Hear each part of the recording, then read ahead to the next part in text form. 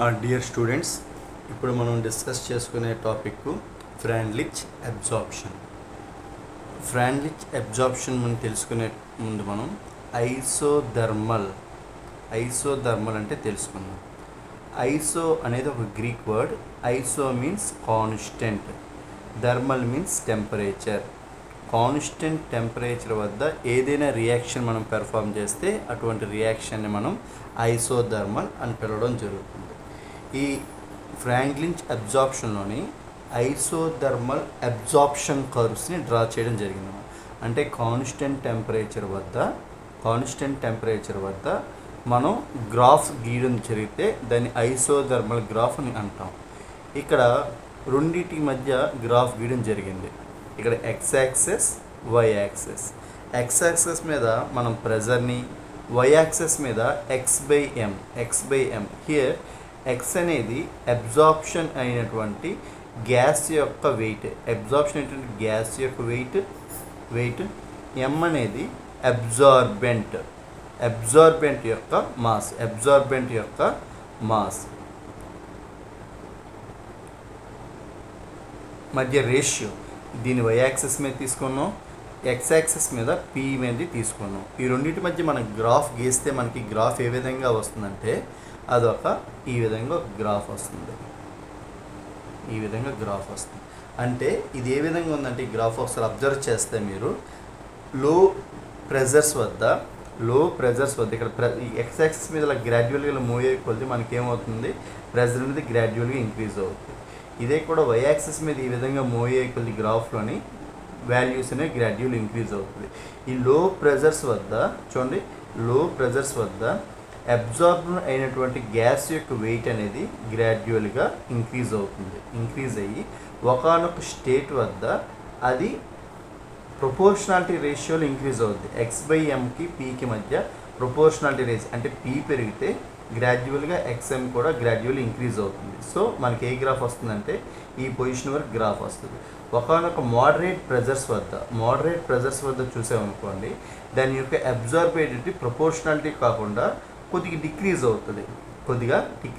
ఏ point వరకు?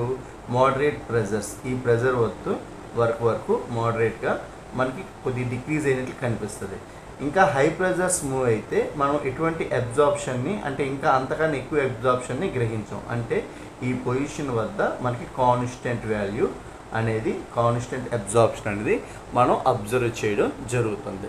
అయితే దీనికి ఒక ఇంపిరికల్ ఫార్ములాని అతను ప్రపోజ్ చేశారు. ఫ్రాండ్లిచ్ అబ్జార్ప్షన్ ఐసోథర్మ్స్ ఒక ఇంపిరికల్ ఫార్ములాని ఒకడు ఇంట్రడ్యూస్ చేశాడు బై ఈ గ్రాఫ్ని అతను స్టడీ చేసి దాని పరంగా ఒక ఇంపిరికల్ ఫార్ములాని కన్సిడర్ చేశారు. అదేంటంటే x by m is equal to k into p to the power of n. Here n value is in between 0 to n value ఎక్కడి నుంచి ఎక్కడి వరకు ఉంటుందంటే 0కి మరియు 1కి మధ్య ఆర్ ఈక్వల్ టు ఈ విధంగా ఎన్ వాల్యూ అనేది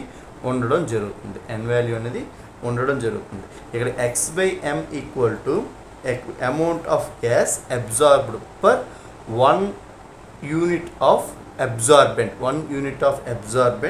P equal to pressure and K and N are constants. ఈ రెండు కూడా K and N are constant values. ఇతను ఈ 3 గ్రాఫ్స్ కూడా ఎక్స్ప్లెయిన్ చేయడానికి ఏ విధంగా ఎక్స్ప్లెయిన్ చేశారంటే ఒకసారి చూడండమ్మా. కేస్ వెన్ అట్ లో ప్రెజర్ వద్ద ఈ గ్రాఫ్ని అబ్జర్వ్ చేస్తే n ఈక్వల్ టు 1 వాల్యూకి ఈక్వల్గా ఉంటుంది. లో ప్రెజర్స్ వద్ద n ఈక్వల్ టు 1 వాల్యూకి ఈక్వల్గా ఉంటుంది. అంటే ఇక్కడ n వాల్యూ 1కి సబ్స్టిట్యూట్ చేస్తే మనకి ఏమొస్తుందమ్మా, x by m equal to K to the power of P n equal to 1. ఈ విధంగా గ్రాఫ్ వస్తుంది. అంటే x by m is proportional to pressure.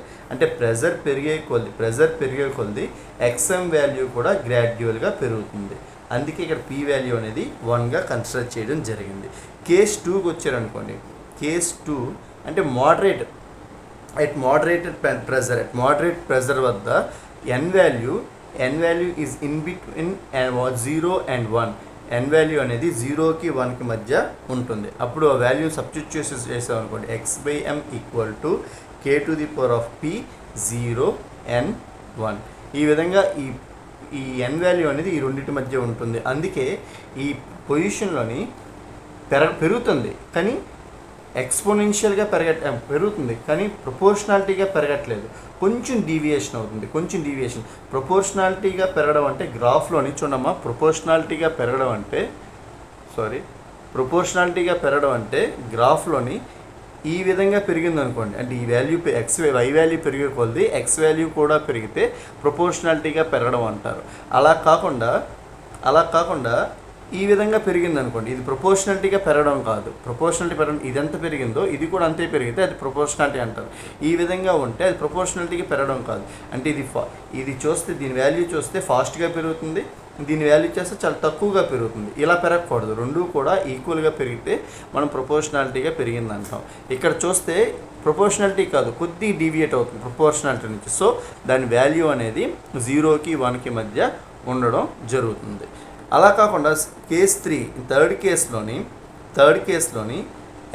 p equal to 0, p is equal to at high pressures వద్ద ఈ n equal to 0 value అవుతుంది. అంటే x/m equal to k into p⁴0. p⁴0 is equal to 1. అంటే x/m equal to k is a constant. మనం already చెప్పుకున్నది constant. అంటే ఇంకా high ప్రెజర్కి move అయ్యే కొద్ది మనం ప్రెజర్ని ఎంత ఇంక్రీజ్ చేస్తున్నప్పటికీ దాని యొక్క x/m వాల్యూ అనేది మారకుండా కాన్స్టెంట్గా ఉంటుంది. కాబట్టి x/m ఈక్వల్ టు k అనేది ఇక్కడ చూపడం జరిగింది. ఈ 3 గ్రాఫ్స్లో ఈ 3 కండిషన్స్ని కూడా మనం ఈ ఫ్రాండ్లిచ్ అబ్జార్ప్షన్ కర్వ్స్లోని, ఐసోథర్మల్ ఫ్రాండ్లిచ్ అబ్జార్ప్షన్ కర్వ్లోని స్టడీ చేస్తాం.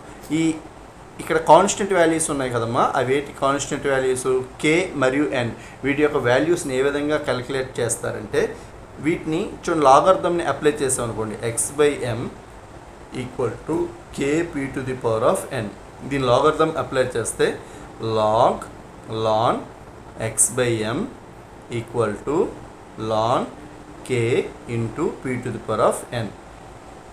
ln AB ఈక్వల్ టు చూడండి, log AB equal to ln A plus ln B ఈ విధంగా రాయొచ్చు. సో దీన్ని ఈ విధంగా రాస్తే ln x/m equal to ln k plus ln p⁴n. ఇంకో ఫార్ములా ఏంటంటే ln x/y equal to y ln x అని రాయొచ్చు. అంటే దీని మీద ఉన్నటువంటి పవర్ ఉన్న పాయింట్ని మనం ఫ్రంట్కి తీసుకురావచ్చు. దాన్నే మనం ఇక్కడ యూజ్ చేసాం అనుకోండి,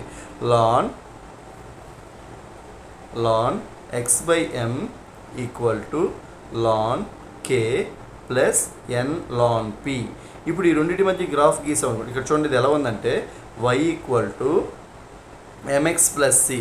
అంటే ఇది yగా తీసుకొని కన్సిడర్ చేసి xనే ఉంచి ln pని xగా కన్సిడర్ చేస్తే m అనేది స్లోప్ వస్తుంది, m అనేది స్లోపు, lk అనేది ఇది ఎక్కడ బైసెక్ట్ చేస్తుంది అనేది తెలుస్తుంది. ఈ గ్రాఫ్ తీసారనుకోండి, ఇది y యాక్సెస్, ఇది x యాక్సెస్. y యాక్సెస్ మీద ఏం తీసుకోవాలి, ln x/m తీసుకోవాలి.